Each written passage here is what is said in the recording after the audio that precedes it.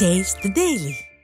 அப்பாவி சுற்றுலா பயணிகளை குறிவைத்து ஏப்ரல் மாதம் 22ஆம் தேதி காஷ்மீர் பகல்காம் என்கிற அந்த பகுதியிலே பாகிஸ்தான் அடைக்கலம் கொடுத்து வரக்கூடிய தீவிரவாத அமைப்புகளைச் சேர்ந்தவர்கள் கொடூரமான முறையில், அதாவது அவருடைய தலையை சுட்டு வீழ்த்தியதும் நொறுக்கியதும் உச்சகட்ட அட்டூழியத்தில் ஈடுபட்டதும் ஒட்டுமொத்த இந்தியாவையே அந்த சம்பவம் முழுக்கி இருக்கிறது.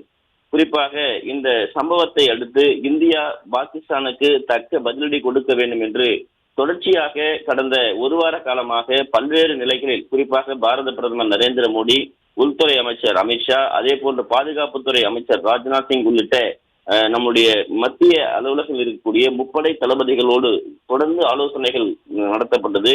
குறிப்பாக பல்வேறு நிதானங்களை இந்தியா இந்த சம்பவத்தில் கடைபிடித்திருக்கிறது. ஆனால் தீவிரவாதிகள் உலகத்தில் எங்கு மறைந்திருந்தாலும் அவர்கள் தேடி தேடி வேட்டையாடப்படுவார்கள் என்று பாரத பிரதமர் நரேந்திர மோடி அறிவித்திருந்தார். அதனுடைய அடிப்படையிலே இன்றைக்கு ஆபரேஷன் சிந்தூர் என்கிற அந்த தலைப்பிலே இந்திய ராணுவம், அதாவது பாகிஸ்தானில் இருக்கக்கூடிய ராணுவ அமைப்புகளையோ துறைமுகங்களையோ அங்கு இருக்கக்கூடிய மக்கள் அதிகம் வாழக்கூடிய பகுதிகளிலேயோ வழிபாட்டு தலங்களிலேயோ பள்ளிகளிலேயோ அதே போன்று மசூதிகளிலேயோ அதே மக்கள் நடமாட்டம் மிகுந்த எந்த பகுதியிலும் குறிவைத்து தாக்குதல் நடத்தவில்லை. குறிப்பாக 9 ராணுவ அந்த முகாம்களை மட்டும் குறிவைத்து துல்லியமாக 9 அந்த ஏவுகணைகள் மூலமாக நள்ளிரவில் தாக்குதல் நடத்தி இருப்பதற்கு பாகிஸ்தான் பதறி போய் இருக்கிறது. பாகிஸ்தான் உச்சகட்ட பதற்றத்தில் இருக்கிறது. இந்தியா நிதானத்தோடு என்ன செய்ய வேண்டும் என்பதை உறுதியாக செய்திருக்கிறது. பாகிஸ்தான் வாய்க்கொழுப்பு எடுத்தவர்கள் என்பதற்கு தொடர்ந்து அவருடைய பேச்சு, அவருடைய நடவடிக்கைகள் தொடர்ந்து இந்தியாவை சீண்டும் விதமாகவே இருந்திருக்கிறது. ஏப்ரல் அந்த 22ஆம் தேதி நடந்த சம்பவம் ஒட்டுமொத்த இந்தியாவையே உச்சகட்ட துயரத்தில் ஆழ்த்தி இருக்கக்கூடிய இந்த நிலையில் 30 ஆண்டு காலமாக நாங்கள் பாகிஸ்தானில் தீவிரவாதிகளுக்கு பாதுகாப்பும் அடைக்கலம் கொடுத்து வந்து கொண்டிருக்கிறோம் என்கிற ஆணவ பேச்சை முன்னாள் அமைச்சராக இருக்கக்கூடிய அந்த கவாஷி என்பவர் வெளியிட்டிருந்தார். அதே போன்று தனியார் தொலைக்காட்சிக்கும் அவர் பேட்டி அளித்திருந்தார். தொடர்ந்து இந்தியா இதையெல்லாம் பொறுத்து கொள்ள முடியாமல் முதற்கட்டமாக சிந்து நதிநீரை நிறுத்தியது. அதற்கு சிந்து நதிநீர் தண்ணீர் தரவில்லை என்றால் சிந்து நதியில் ரத்த ஆறு ஓடும் என்று கொக்கரித்தார்கள். இந்தியாவை நாங்கள் விடமாட்டோம் என்று அவர்கள் உச்சகட்ட ஒரு ஆணவ பேச்சை வெளியீடாக இந்தியா பதிலடி கொடுக்க தயாரானது. இந்தியா முழுவதும் தொடர்ந்து அலர்ட் செய்வதற்காக, அலாரம் ஒலிப்பதற்காக இன்று ஒத்திகை நடத்தப்படும் என்று அறிவிக்கப்பட்டிருந்தது. இந்த நிலையில் இன்றைக்கு நள்ளிரவிலே இந்திய ராணுவம் துல்லியமாக 9 தீவிரவாத முகாம்களை குறிவைத்து சரியான ஒரு பதிலடி, தக்க பதிலடியை பாகிஸ்தானுக்கு பரிசாக வழங்கி இருக்கிறது. குறிப்பாக இந்த லஷ்கர்-இ தொய்பா என்கிற அமைப்பு, இந்தியன் முஜாஹிர் என்கிற அமைப்பு, ஜெய்ஷி முகமது உள்ளிட்ட அந்த 9 தீவிரவாத முகாம்களை குறிவைத்துத்தான் இந்த தாக்குதலை இந்திய ராணுவம் அரங்கேற்றி இருக்கிறது. சரியான ஒரு பதிலடியை கொடுத்திருக்கிறது. பயங்கரவாதிகள் மற்றும் அவர்களை பாதுகாக்கக்கூடிய உள்கட்டமைப்பை பாகிஸ்தான் இனிமேலும் கொடுத்தாலோ, அடைக்கலம் கொடுப்போம் என்கிற ஆணவ பேச்சு பேசினாலோ இந்தியா பார்த்து கொண்டிருக்காது, தக்க பதிலடி கொடுக்கப்படும் என்பதை இந்தியா தெரிவித்திருக்கிறது.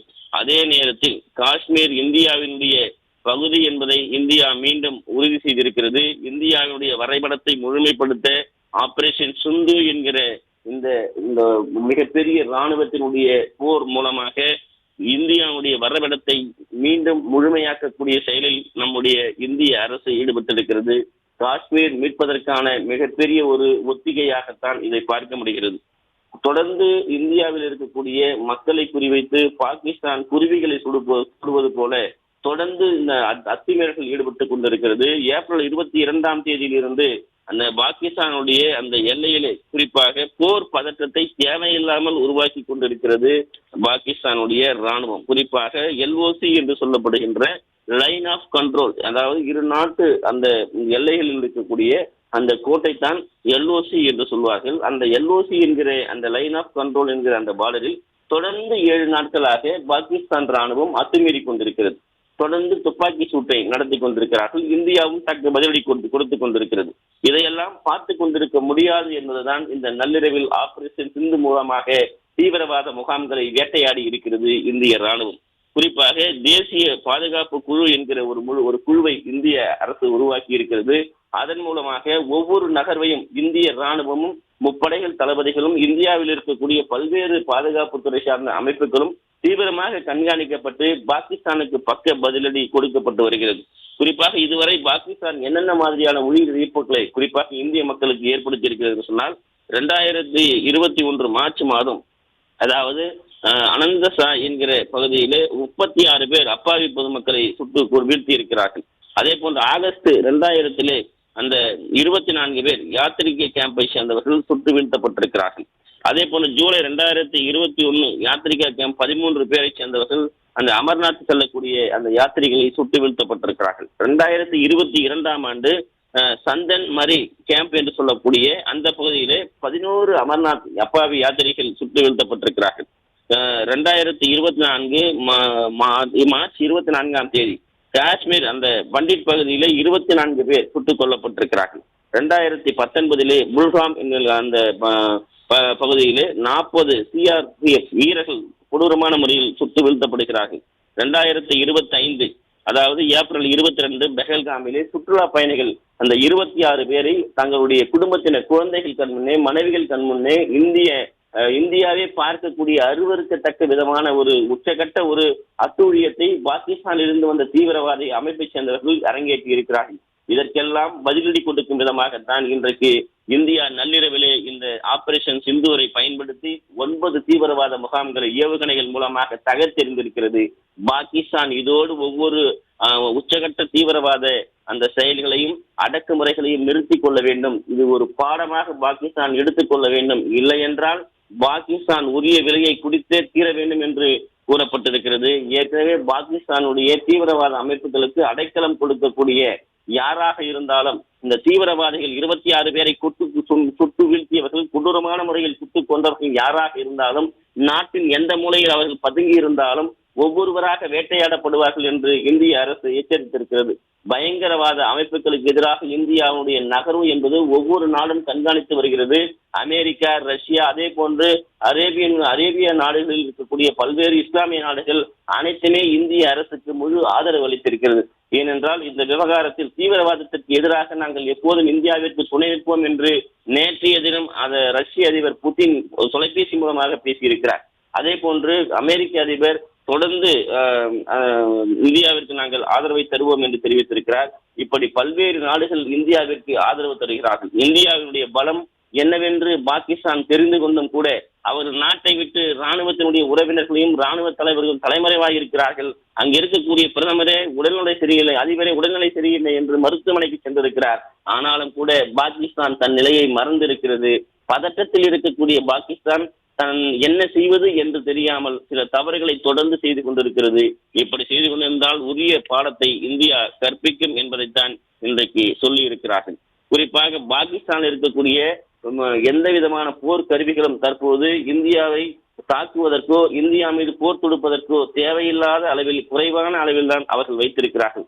வீரர்களுடைய எண்ணிக்கையாக இருக்கட்டும், ஆயுதங்களுடைய எண்ணிக்கையாக இருக்கட்டும், நவீன ஆயுதங்களுடைய செயல்பாடுகளாக இருக்கட்டும், நம்மை பார்க்கிற போது அவர்களுடைய சதவீதம் என்பது குறிப்பாக 25% கூட இல்லை என்பதுதான் உண்மையான நிலை. இவற்றையெல்லாம் புரிந்து கொண்டு பாகிஸ்தான் செயல்பட வேண்டும். இல்லை என்றால் அடுத்ததாக பாகிஸ்தான் தொடர்ந்து உரிய பதிலடியை இந்தியா கொடுத்தே தீரும் என்பதுதான் இந்திய இராணுவத்தினுடைய செயல்களாக இருக்கிறது. அதாவது 26 பேரை அப்பாவி மக்களை கொன்று குவித்த தீவிரவாத முகாம்களுக்கு இந்தியா சுக்குநூறாய் வேட்டையாடி இருக்கிறது. நள்ளிரவை 9 ஏவுகணைகளையும் துல்லியமாக வைத்து தகர்த்தெறிந்திருக்கிறது. அந்த ஒட்டுமொத்த நாடே இதற்கு வரவேற்பு தெரிவித்திருக்கிறது. இந்த பாகிஸ்தானில் இருக்கக்கூடிய அப்பாவி பொதுமக்களுக்கு எந்தவித இடையூறும் ஏற்படுத்தக்கூடாது. அங்கே இருக்கக்கூடிய தொழில்நுட்ப உள்ளிட்ட துறைமுகங்கள், அதே போன்று பெட்ரோல் கிணறுகள், மற்ற விஷயங்கள் எதற்குமே பாதிப்பு ஏற்படக்கூடாது என்பதை இந்திய இராணுவம் துல்லியமாக அதை கருத்திலே வைத்திருக்கிறது. பள்ளிக்கூடங்கள், மக்கள் நடமாடக்கூடிய பகுதிகள், மக்கள் வாழக்கூடிய பகுதிகள், அதே போன்ற இராணுவத்திற்கு சேர்ந்த பகுதிகள் எந்த இடத்திலுமே இந்தியா குறிவைக்கவில்லை. தீவிரவாதிகளுடைய முகாம்களை மட்டுமே இலக்காக வைத்து அந்த ஏவுகணைகள் நேரடியாக அந்த முகாம்களை தகர்த்தெறிந்திருப்பதுதான் இந்த ஆபரேஷன் சிந்தூருடைய மாபெரும் வெற்றியாக இன்றைக்கு உலக நாடுகளை பார்க்கிறது.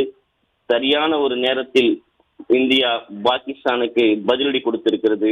இனிமேலும் பாகிஸ்தான் தனது வாளை சுருட்டிக் கொள்ளவில்லை என்றால் அதனை நறுக்கும் செயலில் இந்திய இராணுவம் ஈடுபடும் என்பதற்கு இது ஒரு உதாரணமாக இருப்பது குறிப்பிடத்தக்கது.